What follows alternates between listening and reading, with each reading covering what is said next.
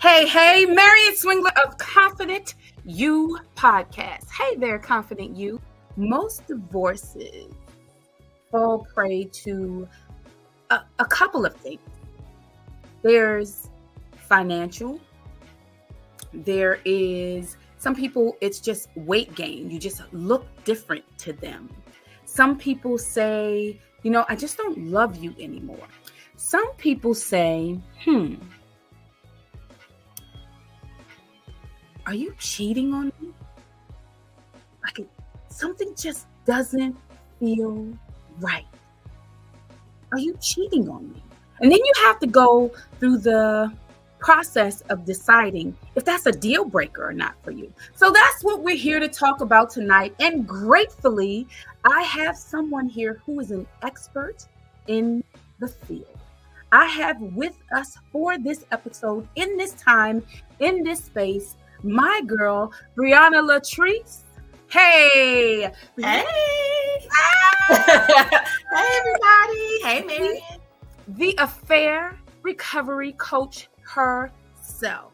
So I've already said what it is you do. You are an affair recovery coach. I am so excited about the title. It's so direct. It gets right to the meat of the matter, the issues that you help solve. Yeah. An affair recovery coach. Yes, ma'am. Explain just a little bit. Okay. So my name is Briaina Latrice. I'm an affair recovery coach, and I basically just help women who have been cheated on in their relationships make the best decision that's for them, whether it's to leave or stay, because both decisions are hard, but I help you navigate that.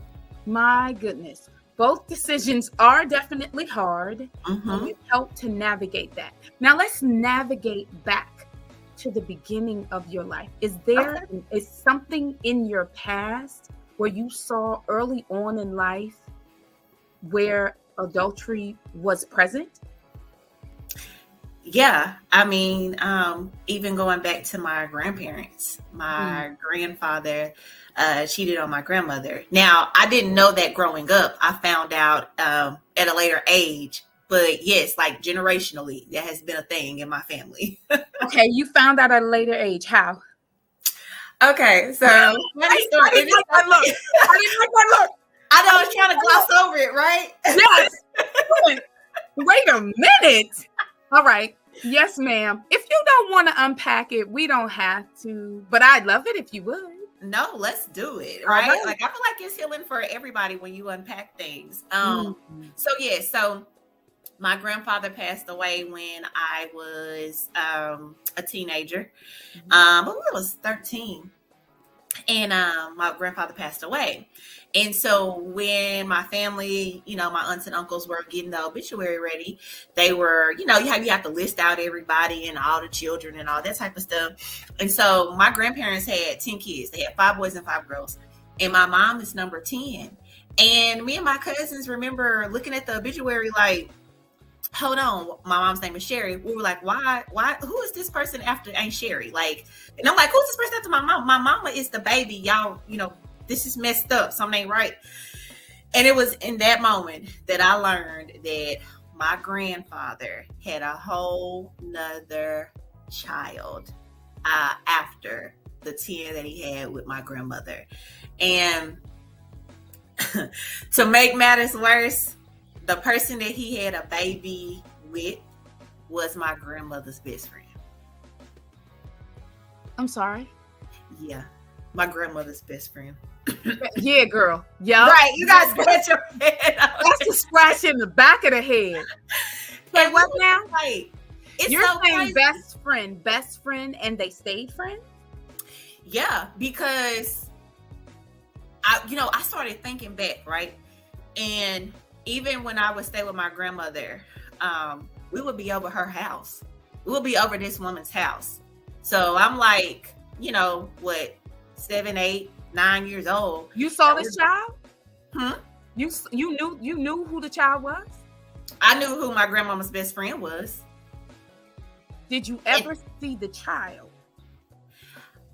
Her daughter was there, but at that time I didn't know because my grandfather was still living.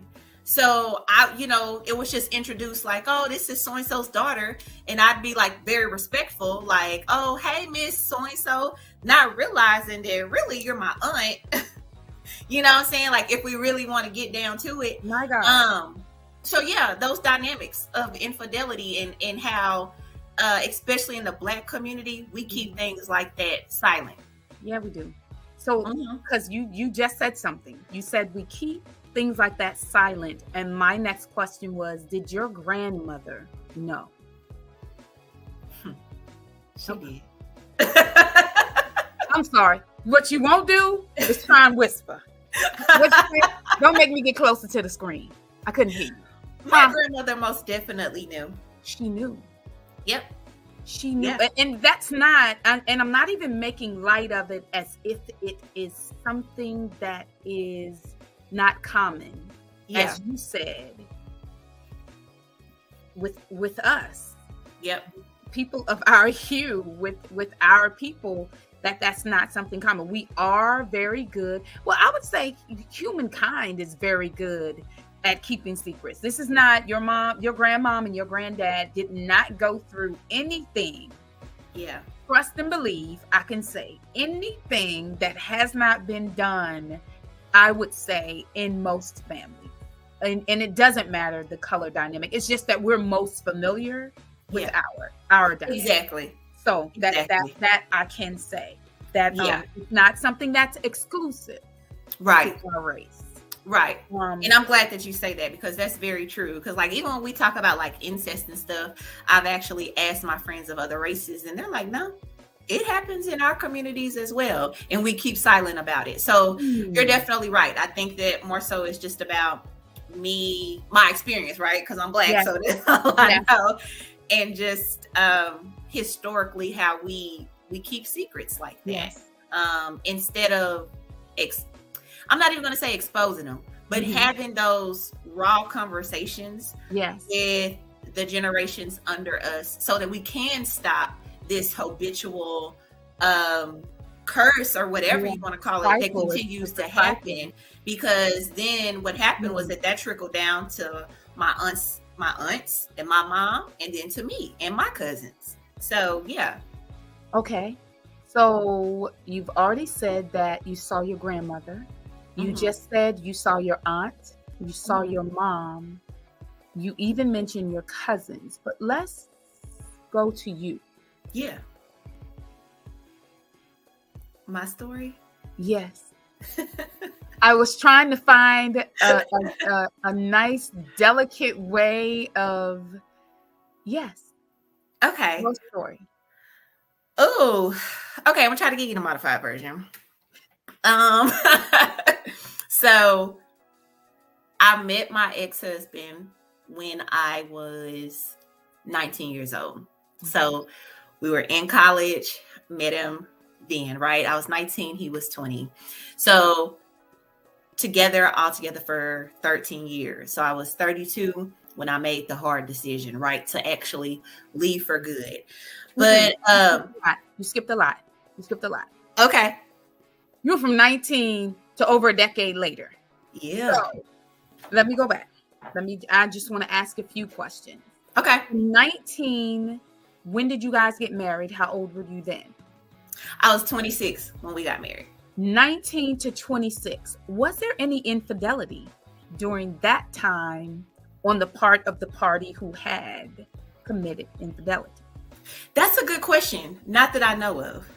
Not that I know of. Like, but like as you go back, so like as I found out that he was unfaithful, because we moved in together when we got married. And so you learn a lot about a person, when you move in with them.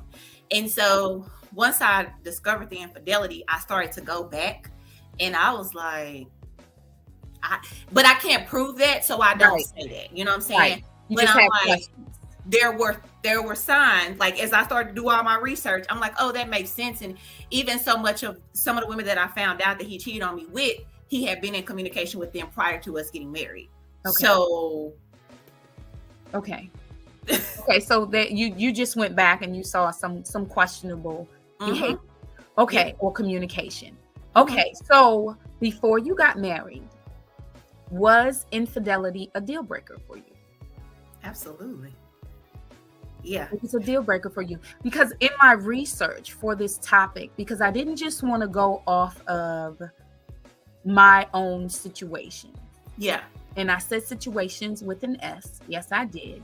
I didn't want to go off of my own situations because, you know, I've experienced some things, I've lived.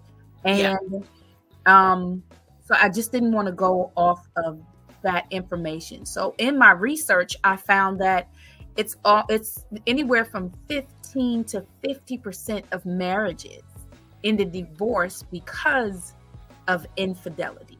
Yep. And that there's a small group, or I would say less than half, that are willing to put in the work to fight. Some people don't leave. So there's like 2 reasons to stay. So I want to go over those later, those 2 reasons to stay. But I want to finish working through that was a deal breaker. 26, you get married. How soon after that did you realize something was going on? Almost immediately. It's so, it's funny. Like when you think about stuff, let me tell you this. So first of all, here's the number one mistake that I would say for people in general, but more so women. If you have to force a man to marry you, that should tell you a lot. So I actually gave him an ultimatum. I was like, marry me or I'm gone. You know what I'm saying? Like I forced him. So basically I was like, you got to marry me. And I wanted this beautiful, lavish wedding, right? And I'm going to share this because this is going to have an important part of the story. But so 19, right? I'm 19 when I meet him, grew up Pentecostal. So I'm a virgin. So I'm a virgin when I meet my husband. So that's going to play an important part moving forward. But I'm like, you need to marry. Like we've been together all these years. Like we've been together since college, post-college, got degrees. You know what I'm saying? Like we have jobs, all this stuff. And so that was the first thing, forced him to marry me. I wanted a wedding. He didn't. So again, now I'm like, okay, I'm so many concessions. So we go to the courthouse. He's like, I don't want nobody to be at the courthouse. And that was one thing that was like a no-no because I'm the only child. So my mama was like, oh, no, that's not going to happen. So what was supposed to be a small event ended up to be like a fairly large event because then my mama told my other aunts and uncles. So everybody had to come. So did that, went to the courthouse. Everybody came on your side or just your side? Everybody came on my side. Just about, well, I'm not going to say everybody, but a few people, like my mom's best friend, a couple of my friends were like, oh, no, we coming, No, I mean that everybody that was there was just from your side or were his mom and dad came. Okay. His mom and dad came to the wedding. That was probably all he was going to have come or that he even told. And then after the wedding, you want to know what happened? Like after we went out to eat and stuff, and then when we got back home, you want to know what happened? I'm scared. He left. And I stayed at home. Yeah. Once everybody left, he left. Now, he went to go do something, and we can say it's legit, whatever he went to go do. He said he had to go do, he had to go do something important. Then he came back later on that night and he was like, we can go to the movies. And that's how we celebrated our marital bliss. And I accepted that. Like I accepted that in the marriage. So that's, that should be a sign too of like, something ain't right. But after that, shortly after, it probably wasn't even 6 months. 1 second. Because I'm still stuck on, he came back and said, don't do that. Don't make me laugh. Because I know you're over. I'm praying that you're over it now. And I'm like, wait, what? I mean, that's the only reason why I can laugh, right? Because you look at this and you're like, wait, what? He left you by yourself on y'all wedding day? Okay, so I get so he left, came back, and the movies was the next topic what do you think? How did you think that it would go? You thought you would come home, y'all would have dinner, and everyone would leave. Oh, that's a good question. I didn't think. I honestly had been so used to, at this point, making concessions and just accepting his desires to keep him happy, that I didn't think about, okay, well, like, okay, what do I want to make me happy? Because I guess in my mind, I'm like, well, I got what I want. He married me, and so any treatment outside of that, I'll accept because he at least married me. And that is honestly kind of what he had me thinking. Like, I'm doing what you want, so be happy with that. He at least married me. Mm-hmm. That's a profound statement.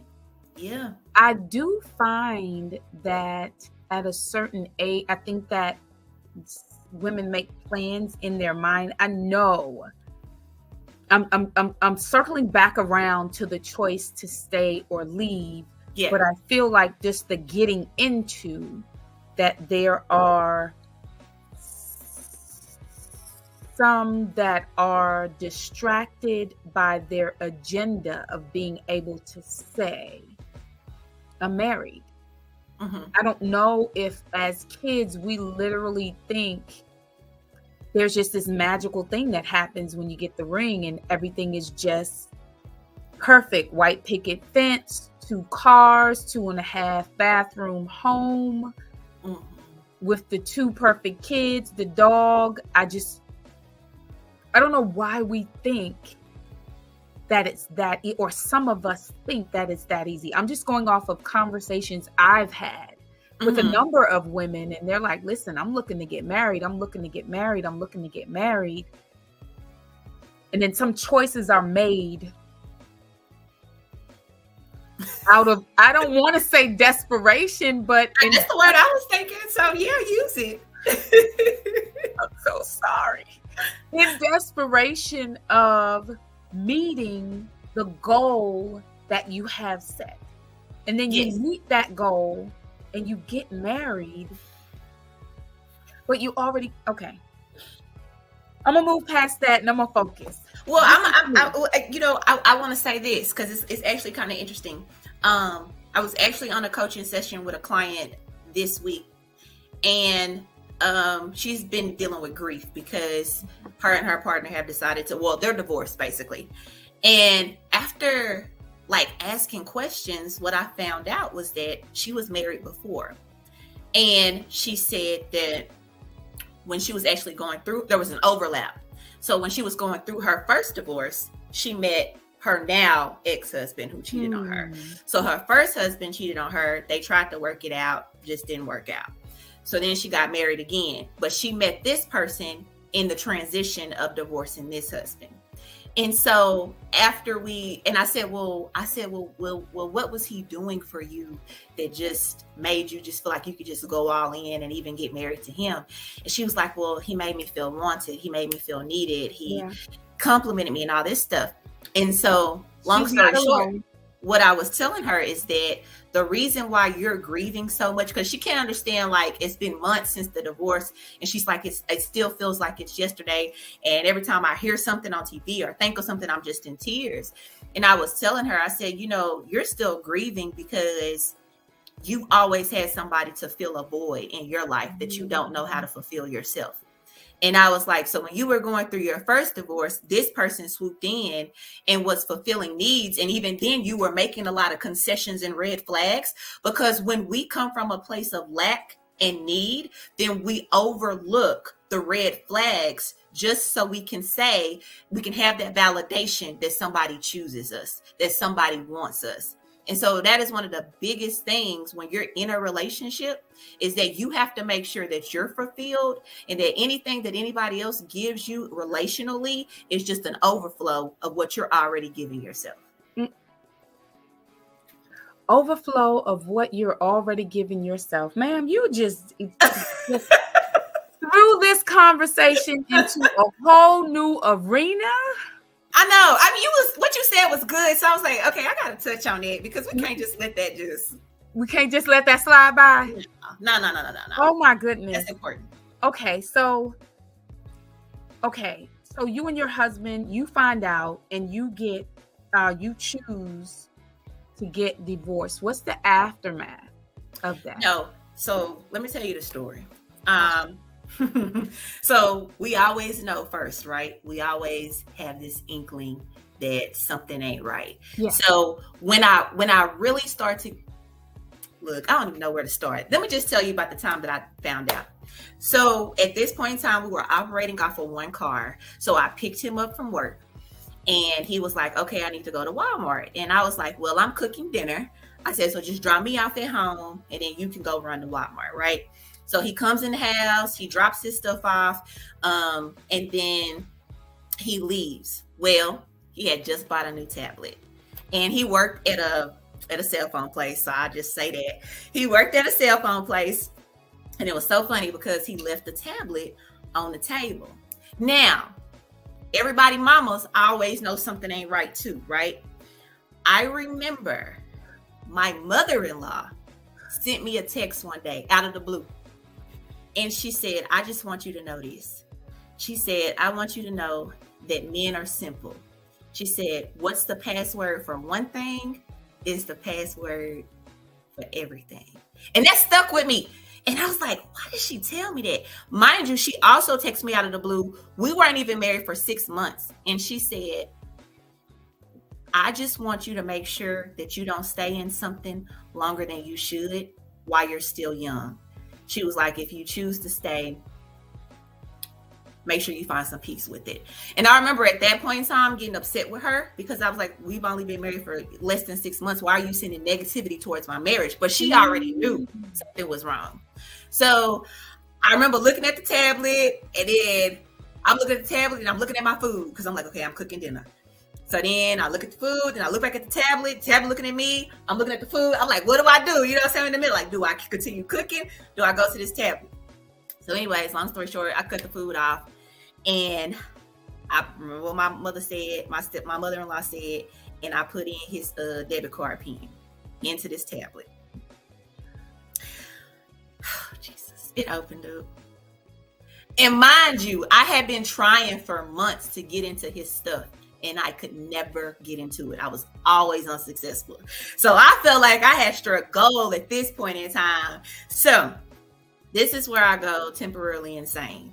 And this is why I do not judge women who find out that I don't judge people. Let me say that. I don't judge people who find out that their partner has cheated on them. I went temporarily insane. So in my mind, I'm like, I need to get all the evidence I can get. What can I do? What should I do? What should I do? What should I do? So I grabbed my shoes, put my shoes on, and just took the tablet and just started running out the house. I ran out the house. I ended up going into the woods, and I looked through everything. Called one female, she was like, oh no, we just friends. Well, as soon as I called her, then my ex calls me, which lets me know that she had just called him. So I'm not answering because I'm like, I'm finna get everything I need to get. At that point in time, it was 4 women. I found out 4 women in that tablet. So anyways, go back home. We're arguing. My friend that I did call, she was like, hey, my husband said you need to come to our house tonight because he's afraid of what you might do to him if you stay. So I leave and I go and I stay with them. I stay with them for 2 nights. I come back home. I'm not talking to him at all. I come back home while he's at work. Then I come home, and this time he leaves his laptop open because he don't know when I'll come back home. Ma'am, so, listen. Let me tell you this, because I'm almost done. So his laptop is open, right? So I go into his laptop, looking through everything. Now, mind you, 2 days ago, I found out about 4 women. In his laptop, this time I stopped. I made myself stop because my heart couldn't take it anymore. I stopped at woman 6. 6 different women that he was text messaging. He had even saved some of their pictures in favorites.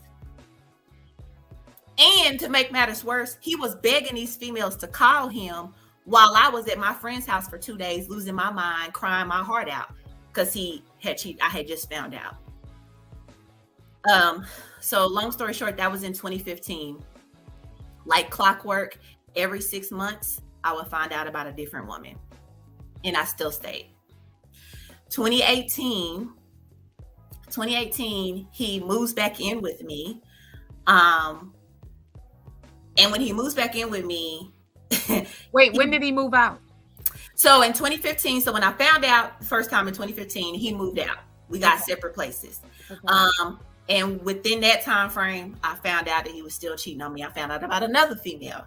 And so 2018, he moves back in with me. But the only reason why he moved back in was because he needed a place to stay. So I let him stay with me. He had been staying with me for like over 5 or 6 months. He was supposed to just stay with me for like 30 days until he got his new place. He ended up staying with me for like 6 months, rent-free, everything.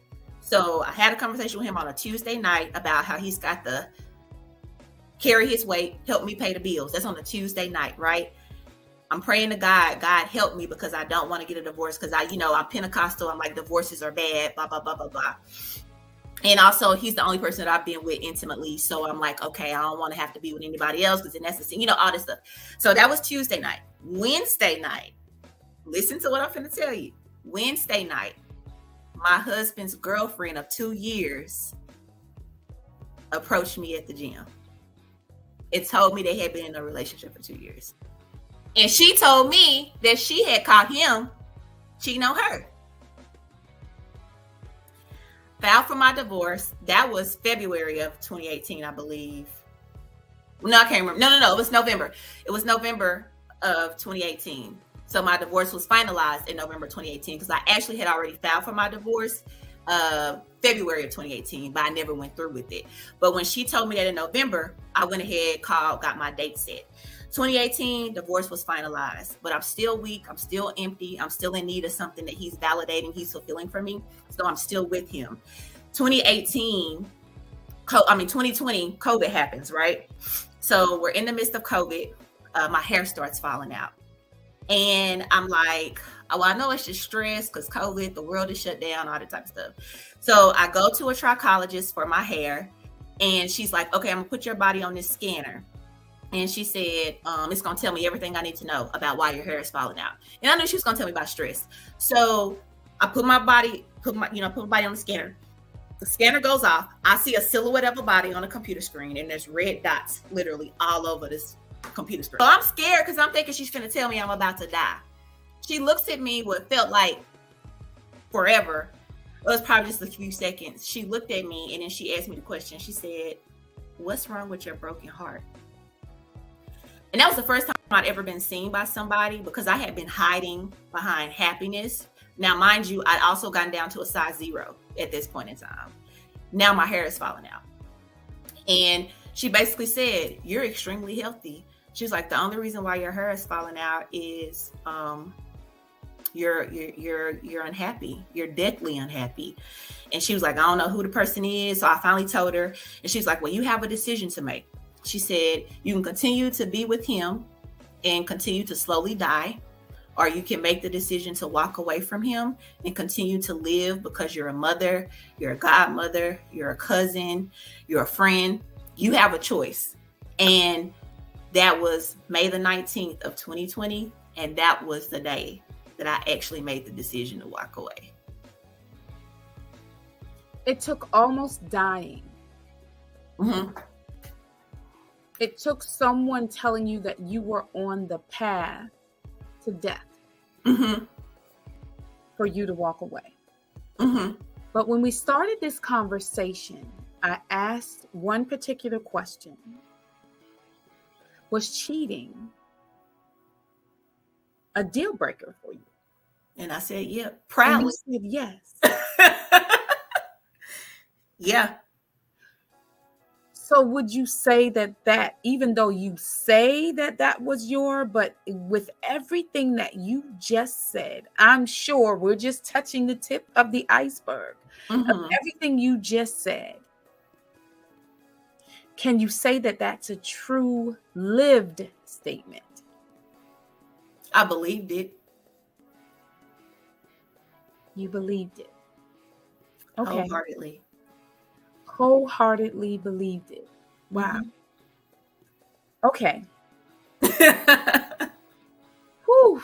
That was a journey. Yeah, that was a journey. We went over the hill, around the barn, down in the valley, through some snow, some ice, some hail. Okay. All right.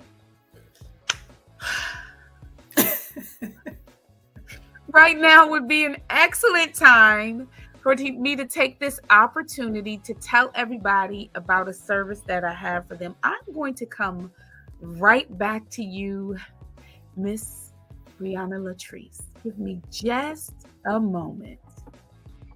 All right, I know everyone, we're in the thick of it, so I am going to make this quick.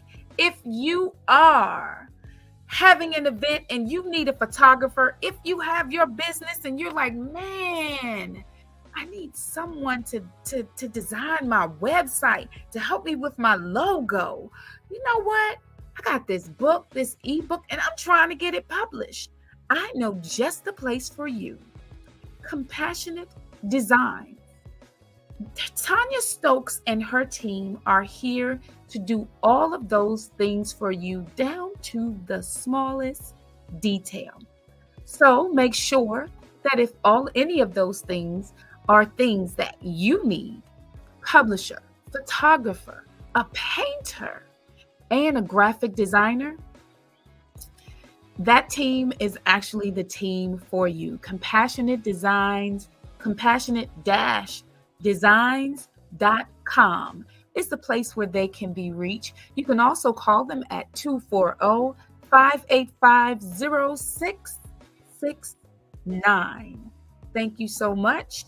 I appreciate you waiting patiently. Yes, I am ready to dive back in with all of that happened to you. How now are you the affair recovery coach? Yes. Oh, so it took me a long journey, right? So 2020 made the decision to leave. And so it really took me doing the hard work on myself to get to this point to where now I'm wanting to help others. Because like you said, I would boldly say cheating is a deal breaker for me. But then my lived experience says otherwise, right? Like, not only did I allow this person to cheat on me once, like multiple times, I stayed. And what I've realized is that there's so much judgment passed on people when they experience infidelity. But if you haven't been on the other end, if you haven't been the victim of infidelity, you truly don't understand the turmoil that a person is going through in their head psychologically, because there's a lot of emotional abuse and trauma that comes with being cheated on. And so after I came out of that, I just was like, I have to give back. I like, that's my heart. Like, that's my soft spot now, is to help other women who are going through that. Yeah. So that's really just how it kind of came together. And you became an affair recovery coach. Now, there is a choice.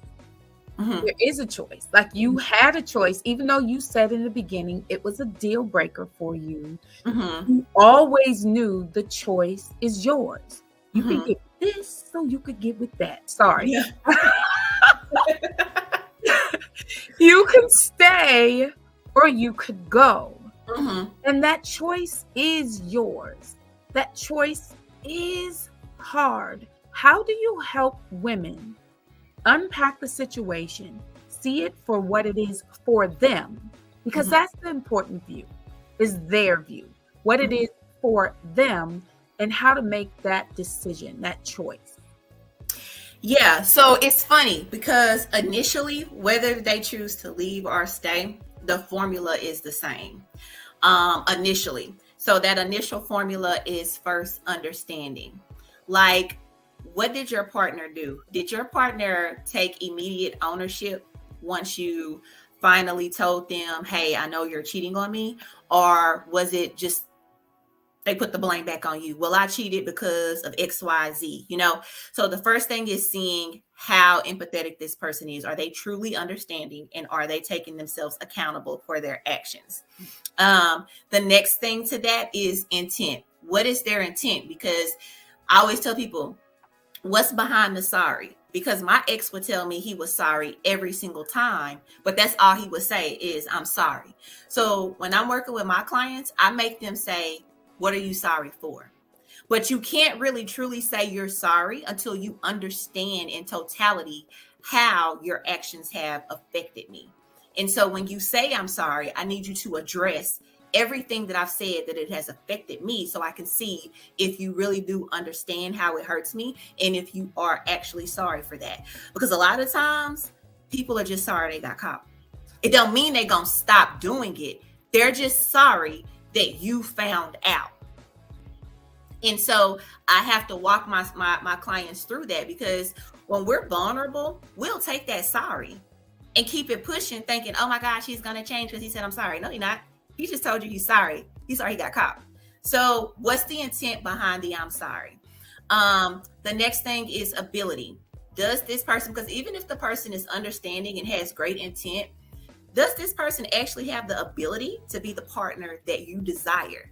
Because that's where a lot of women get choked up, is in that third part, because they'll stay stuck in a situation longer than they should. And that person is not even compatible with them and cannot even give them what they desire out of a romantic relationship. So we have to break that down, right? Fourth part is character. What is this person's character? Are they lining up with what they're saying they're going to do? Are they lining up with that? And then the fifth part to that is a track record. How are you keeping track of what you're saying you need from him moving forward, and to see if his actions, character, his intent, his ability, and his understanding all adds up to that?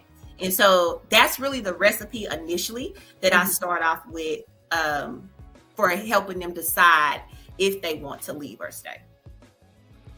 If they want to leave or stay, that is their choice. Now, after they make that decision, or as they come upon making that decision, how do you go through them making the plan for how they're going to execute the choice that they're making? Yeah, that's good. So if they're choosing to stay, then that formula that I just mentioned before with the 5 steps, the understanding, intent, ability, track record, character, then there's like a whole 6 weeks that I work with them through that, because each one of those has foundational principles that are applied to them. And so we actually go through those things of having those conversations with them and how they can address those with their partner, right? And I'll give you one example. A lady that I'm working with now, she's chosen to stay with her partner. And one of the things that she is wanting from him is to get coaching, because she's like, I'm getting coaching, so I want to require him to get coaching. And she was like, but I also feel like that's controlling him. And I was like, well, that's not controlling him. That's just you setting a boundary for what you desire in order for y'all to move forward. And so I said, he has the option to decide if he wants to get coaching or not. You're just letting him know, if I choose to work this out with you, here is what I'm expecting moving forward, right? And so he was like, okay, I'll do it. Well, then the next part to that was like, we jumped on a call 2 weeks later, and I even sent her some referrals for him to reach out to for male coaches who work with men who have been cheated on, and he hadn't done it. And I said, okay, well, this is something that you should, you need to monitor, because if a person, just because a person's words say it, their actions have to align with it.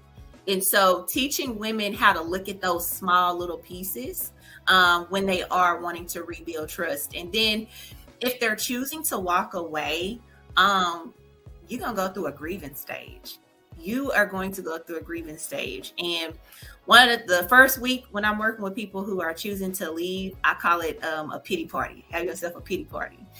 And in that pity party, you do whatever you want to do. Like if it's a Mary J. Blige song, if it's a love movie that you want to cry to, but you're writing out everything. You're writing out why you're angry at yourself, because a lot of us have a lot of shame. I stayed longer than I should. I saw all these red flags and I still stayed. I was, and you call yourself stupid. You go through all this, but in that pity party, I allow them to do that, because we've got to call all of it out so that we can know what all we need to go back and repair. And then from there, everything else is just... We got to call all of it out so we can know what all we need to go back and repair. You wasn't going to skip past that. Oh, my bad. What? Yeah. Okay, go ahead. I apologize. Yeah, and so that's really it. That's the first part for if you choose. I mean, if you're not working it out with your partner, because you're going to go through a grieving stage, and so working through that, and then another important piece to that too is releasing all those hooks. So many people are leaving their partners, but they're connected. They're hooked into all of the people that their partners are hooked into. So you still talking to friends. You still his Facebook friend. And everything that's connecting you to that partner is a hook that could potentially reel you back in. So you have to learn how to make those hard decisions. And everything that I tell my clients is everything I had to do. The hardest decision I had to do was release the hooks of my in-laws, because me and my ex didn't have any kids. So I had to stop all communication with every single one of my in-laws, even my nieces. And when I tell you that hurt me to the core, it did. But that was one of the things that every time I was like, I'm gone, I would talk to his mama or his sister, and they weren't purposely saying stuff, but they would say something about him. And it would get me to thinking like, oh my gosh. Oh. And I started thinking about him, and then I would reach out. And then bam, he already knew he could reel me back in. So releasing those hooks. So releasing the hooks. I want to stop there. Releasing the hooks. You said that you did not have kids. I would say, from experience, that's hard to do with kids. But Absolutely. It's healthy boundaries that you can set up for yourself to make sure the focus are the kids. That's one. Two, you said that releasing hooks, including his nieces, whom I am just assuming are children. When you're releasing these hooks, do you have a conversation with the people to let them know why you're letting them go? I didn't. Now, should you? Yes. But I was so broken. I was just trying to figure things out. And when you go through infidelity, you probably know about this. For years, I put everybody else's feelings before my own. So this was the first time that I felt like I had any control over any decisions. So I didn't want to feel like I had to have these conversations with people and people persuade me, oh no, you can still talk to us. Oh no, I was so like everybody's opinions, everything was just in me. I did not know. I was just trying. You already heard the story. I was killing myself. I was just trying to live. So no, for me, I did not tell them. Do I regret that? I do. But when you are coming out of repairing yourself for infidelity, this is what we call a selfish season. And that is hard for people who have selfishly given themselves to someone. It's hard for you to learn how to put yourself first. Yeah. But if you put yourself in a selfish season for a time and you're in survival, it's okay if you make a mistake. We can go back and correct that afterwards and ask for forgiveness later. Right. But right now, I just need you to stay above water. Come on here. Yeah. That's very good. Yeah. And I would say if you have children, that's really where those boundaries come in. So like if you're Facebook friends with the family members and stuff like that, or, you still talk on the phone to certain people for the sake of the kids, it's really setting those boundaries and having those conversations. Hey, when you mention my ex and the stuff that he's doing, I know you don't mean any harm by it, but that's triggering for me. So moving forward, can we just have conversations strictly about the children?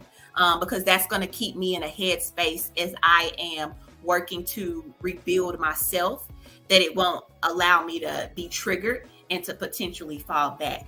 So it's setting those boundaries. And then if they don't respect those boundaries, then that's on them. Yes. And so also just, they gonna tag people in stuff on social media. So if you know that they're going to do that, be okay with deleting them off of your social media. If you have a way to get in contact with them via phone or email, talk about the kids and keep them updated on the kids, do that. But anything where you know you could potentially see your ex tagged in something, if they were, if y'all all had mutual friends, delete that stuff because it's pointless.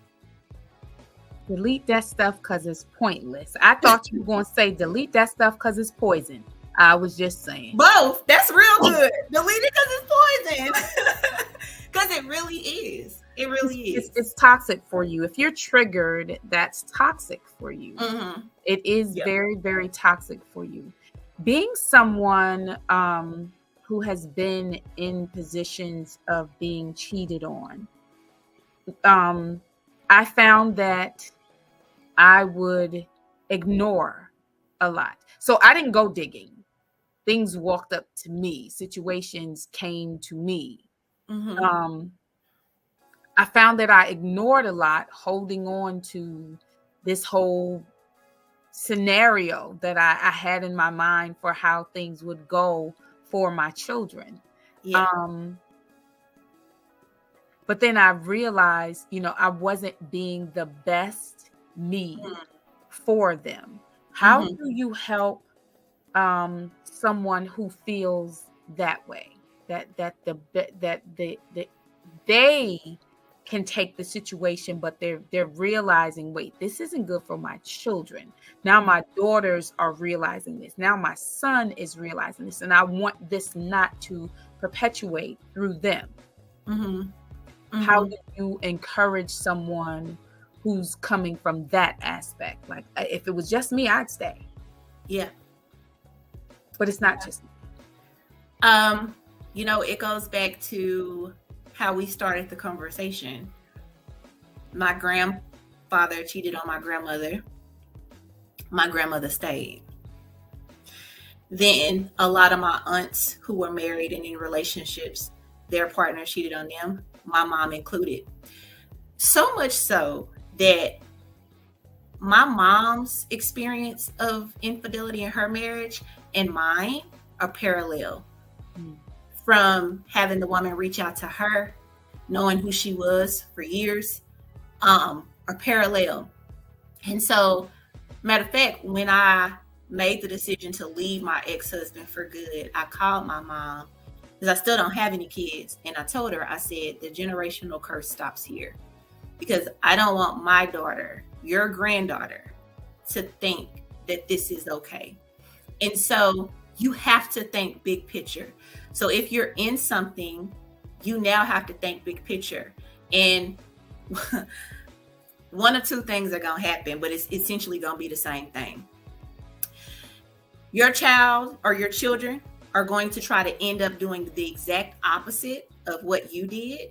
And they're going to resent you. And okay, so I actually have, I did a workshop, and it was titled, "My Mother is Disqualified to Teach Me What She Didn't Learn."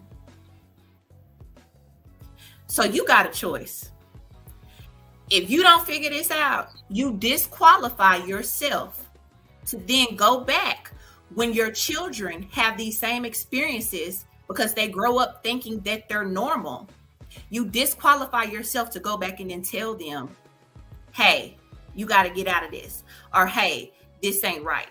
Because either they're going to try to do the opposite of what you do and end up being just like you, because that's what happened to me. I literally did the opposite of everything that my mom did, but I still ended up attracting the same person that she attracted in her marriage. Or I'm just going to end up following the same trajectory as my mom and still end up like her. Either way, your kids going to end up in situations like you. And if you love your kids, like I love my future kids, I always say I kill somebody behind my children if they did what my ex-husband did to me. So you have to say, am I going to disqualify myself, or am I going to learn from this, allow my children not to know that this is acceptable behavior, and qualify myself to teach them how to navigate that if, God forbid, they experience it. And by unacceptable behavior, you are saying the unacceptable behavior, whether you leave and choose to exclude the person from your life, or if you stay and get into a healthy coexisting lifestyle that has healthy boundaries and understandings, because there are consequences to actions if they're taken. Yeah. Okay, so that's both the leave and the stay. Wow, there's so many things. I'm like, oh my goodness. This is so, it's just that it happens more time than not, but there is a healthy way to stay. So what do you consider a healthy way to go about staying? So, if the person that you're choosing to stay with, they are actually following those 5 things that I mentioned earlier, right? The understanding, have a great intent, the character is on point, the track record, their ability, they have all of those things. Well, then you both have to work through it together, and you have to be patient, right? The victim is going to go through ebbs and flows. Like, they're going to have good days, they're going to have bad days. And the betrayer is going to have to be okay with that. And sometimes the betrayer is going to have to be okay with hearing how the victim really feels about that, because it's allowing them to actually process and get it all out. Because trust is something that can be broken in a millisecond, but it takes years to rebuild. And so understanding that even though this person is choosing to stay, and I'm saying this for both the victim and the betrayer, they both have to understand that it is going to take time to navigate this. And there's both people have things that they need to work on. There's a reason why this person went and cheated. It don't have nothing to do with you, the victim. So don't internalize that. It has nothing to do with you. I always tell people, we already know some of the most attractive women in the world, Beyonce, Halle Berry, were cheated on. So it ain't got nothing to do with looks. So don't internalize that. This person has something that they need to work on. And if you are someone who overlooked the infidelity and the red flags time and time again, there's something in you that you need to work on. So you both need to do individual coaching or individual therapy alongside with couples therapy, because y'all both have deep-rooted things that you need to work on in order to move forward.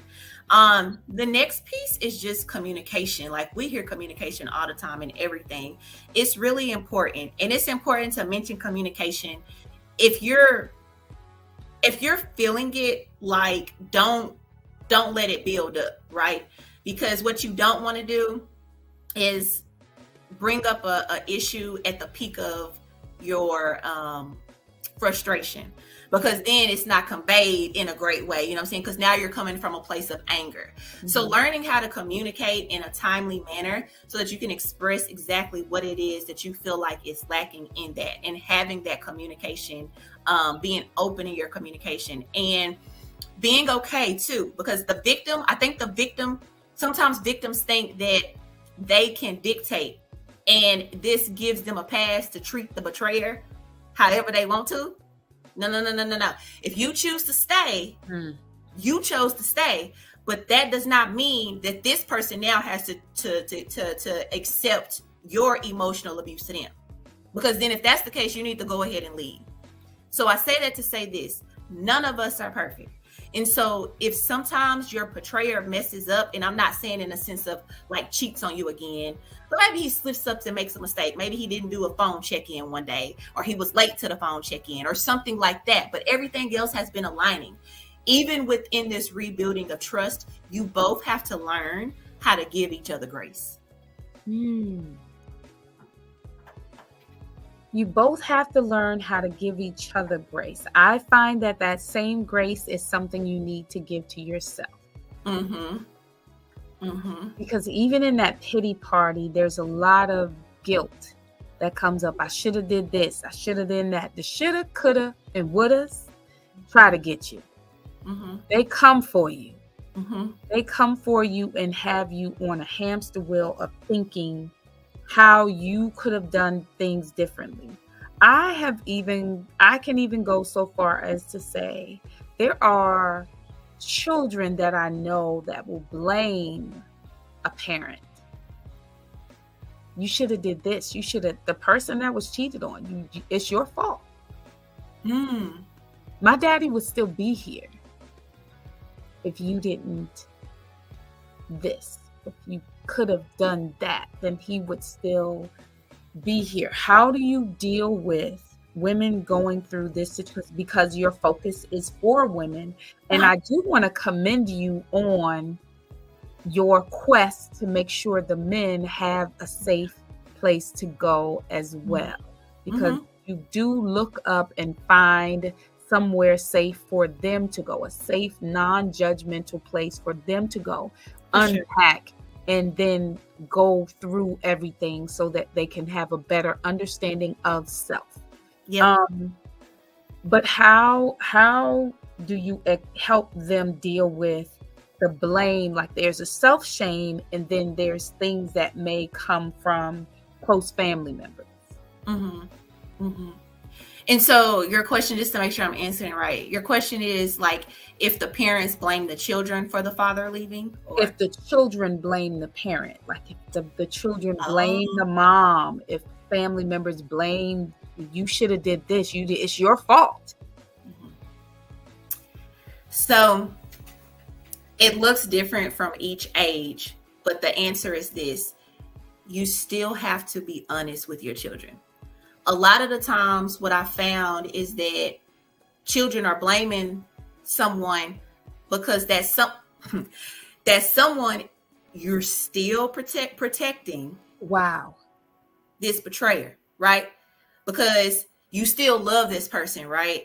But you've still learned how to put yourself on the back burner yet again. And so now you're taking the bullet. Even though, and here's the thing, so many women, say we getting excited about this stuff, because so many women will leave a relationship physically, but emotionally, this person still has a strain on them. So you wondering why you look up and 2 to 3 years later, you're still bitter. You're still angry. You're still resentful. It's because, so what? You've left physically. I left physically for years. Even when we were separated, I left physically.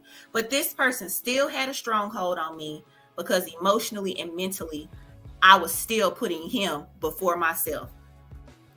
I didn't tell people what he was doing to me. His family didn't even know, outside of his mama, because one of the things that he asked me to do, when I first found out he cheated on me, he didn't even say I'm sorry. He texted me and said, please don't tell my daddy. And I didn't, because I was still trying to protect him, because I wanted him to feel like I got his back. Even though you've done the ultimate betrayal to me, I'm still trying to show you that I got your back. Right. And so what I would say with this is that the conversation looks different depending on the age, but you have to be upfront with your children so that your children can truly understand why you're making the decision that you're making. Because when you keep your children in the gray about things, it just confuses them. They don't understand. And so then that's why they'll just come up with they make up their own stories. So all they know is mama is leaving daddy, because that's all you say. Oh yeah, mama's leaving daddy because mama don't want to be with daddy anymore. So in a child's mind, he's like, but you have a choice. You can stay with daddy if you want to. So it's learning how to have those conversations depending on the age, but being open with them about what it is. Right. Okay.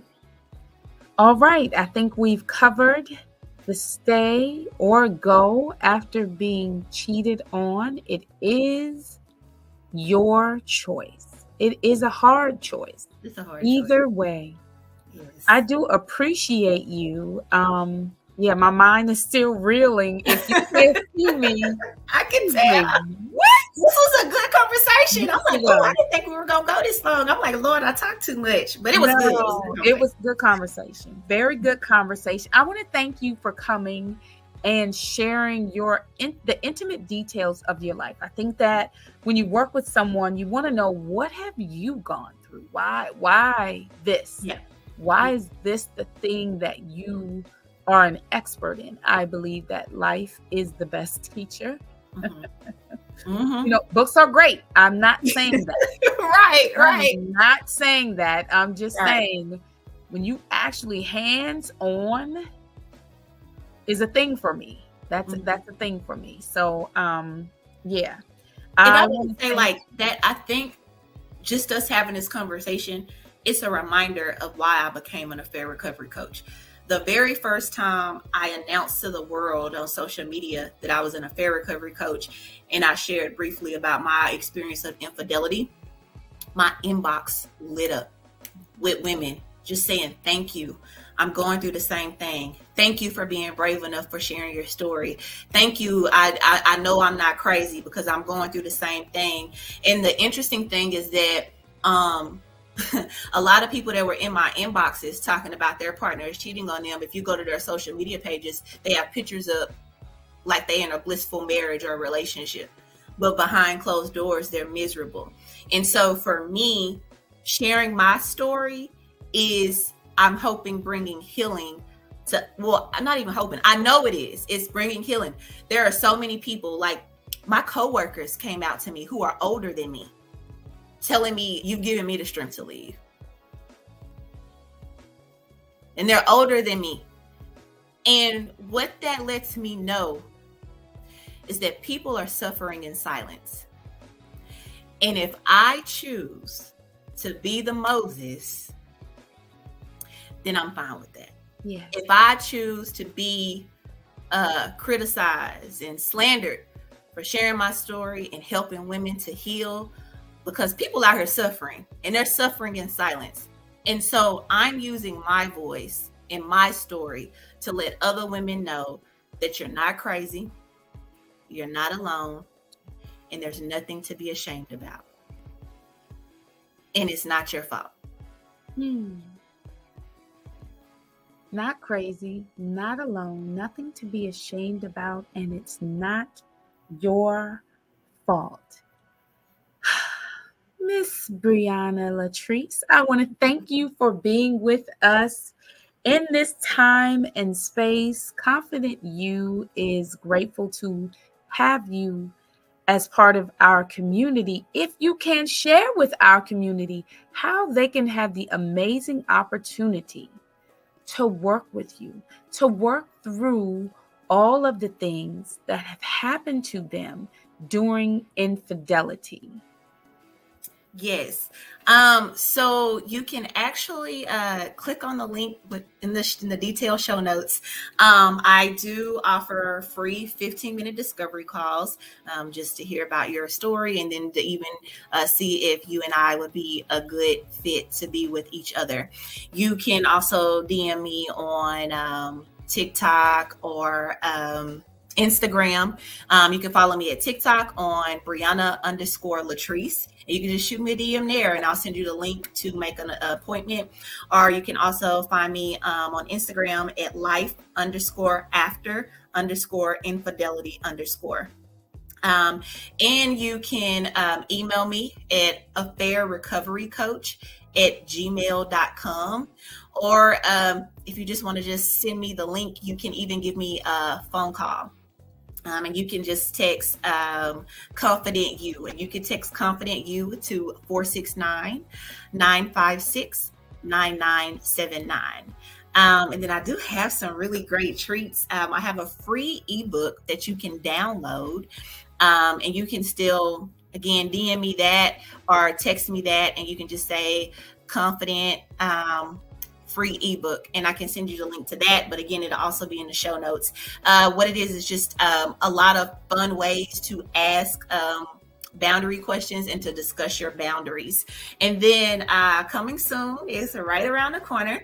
First up is my devotional, and it's called Healing the Heart from Infidelity, a 49-day journey. And so it's going to be an amazing book, just filled with a lot of scriptures that really helped me when I was going through my healing journey. And I know that it will help you as well. And then my book coming up is called Healing, Where Healing Wants You to Be. Sorry. And then you can also follow me on my podcast, Spotify, Google Podcast, Apple. And it's called Life After Infidelity. And the first episode actually drops on July the 28th, if you are listening to this. And yeah, that is really all I have going on. That is really all you have going on. Damn, that was a lot. It was. I really am excited about this, the ebook. Yeah. The ebook, I really am excited about the free discovery call and the ebook that you have, the things you have coming up soon. Excited. Very, very grateful again to have you here. Before you get out of here, I would like for you to share with all the confident yous out there, the confident tips to know how to make the hard choice to stay or to go after infidelity. Yes. Ooh. So how to make the hard choice of whether you stay or leave after infidelity. You know, we always hear about forgiveness. And so the first thing you have to do, it all starts with you. So you have to forgive yourself for everything. Forgive yourself for overlooking the red flags. Forgive yourself for maybe you said you weren't going to take him back and you took him back and then he cheated again. And then you said, I'm done with you. And then you take him back and he cheated again. All of those things that you are angry with yourself about, that you say, man, I feel so stupid. The first thing you've got to do is to forgive yourself. And then look at what it is or what it was that person was fulfilling for you. What needs was that person fulfilling for you that made you stay longer than you should have? And then start to learn how to fulfill those in yourself. Because one of the most important things as you're learning to rebuild trust is learning how to fill yourself up first and to validate yourself so that when you are working on rebuilding trust with someone, or if you choose to leave and you start to date again, you're not looking for validation from anyone because you validated yourself. So the first recipe that I would say is to take away the internalizing that it's something to do with you, that you're wrong, that you're to blame, that you could have done something better. Change that language because it had nothing to do with you. And so if you don't get anything from me today, I really want you to learn how to focus on you first, because once you start to learn you, once you forgive you, once you love you, then you qualify to allow everybody else to do those same things. All right. Great confident tips on staying or leaving, because the choice is yours. The hard choice is yours. I believe that even though you help women, I believe all the information that you've shared is for anyone. Yes, for sure. For men and women alike. I believe that adultery is something that happens on both sides of the fence. Yeah. And I, again, commend you on finding safe places for the male parties in this situations to go and be able to seek help as well. I always, people like to think that there's only one victim. I think that victims come in different variations. Yes. yeah, I'm not talking and I'm not making light of the word victim. Maybe I should choose a different word, but I believe that there are hurt people in all situations. I believe that hurt people. So I will say that. Yeah. And so there are, like you said, the reason may not, and most times more than not, it's not you. It's not the female, or it's not the person that's being cheated on. It's something to do with that person, because you unpacked all of the history that you have in your family with being cheated on. But you could just imagine how much impact has been done generationally for those that are cheaters. Not making light, not saying anything at all. I have been it's this subject is something I feel is very, very sensitive to each individual. I think that each individual has a different take or a different path that they've walked through the situation. And so I feel like this is very important, because you mentioned it before. I don't want people to become bitter. I don't want people to then turn around and say, well, then I'll do it to somebody else. What's good for the goose is good for the gander. Yeah.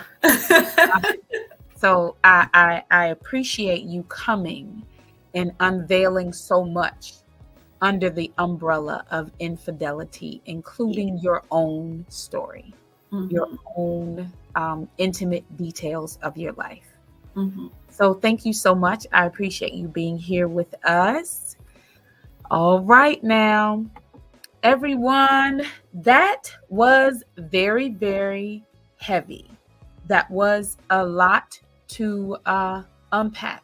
But I believe that it's something that is necessary to talk about. Again, I do not believe that this is something that is just impacting our race, but I can say, being in my race, that it is something that impacts a lot of us, including me, your host. I will go with one of the things that she said that really, really hit me was, we got to call all of it out if we are going to go back and repair it.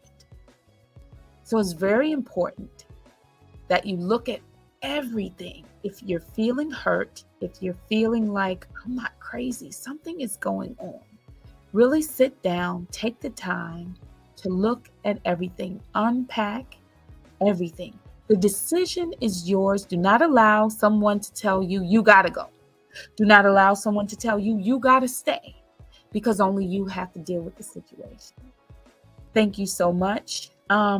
So I do want to make sure that everyone knows that I definitely would love it if you like, share, subscribe, and hit those notifications. Do all of the YouTube things that need to be done to promote this channel. This channel is here to help people get more confident. Guess what? You have to reveal where you're not confident, or at least be aware of where you're not confident, to be able to build it in a good way. And I mean not confident in a good way. I believe that we're confident in negative and positive. So my hope is that the information that we share on this channel is definitely building you in a positive way of confidence. So you can also follow us on social media at Marian Swingler and at Confident You _podcast. Why underscore? Because there is so much more to come. Again, this is my give back. I believe that since I have so many ears and so many eyes, if you're able to view this, that I would like to take the opportunity to have a give back. And my give back is to domestic violence. If you are, or you know someone, you suspect that someone is going through domestic violence, give them this information.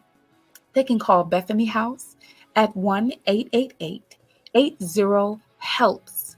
That's 43577, or they can call the National Domestic Violence Hotline at 1-800-799-SAFE. That's 7233. Thank you very much. I appreciate everyone that tuned in to take the time to build their confidence in this area. I think more times than not, we have all been in this boat at one time or another. Catch you in the next episode, and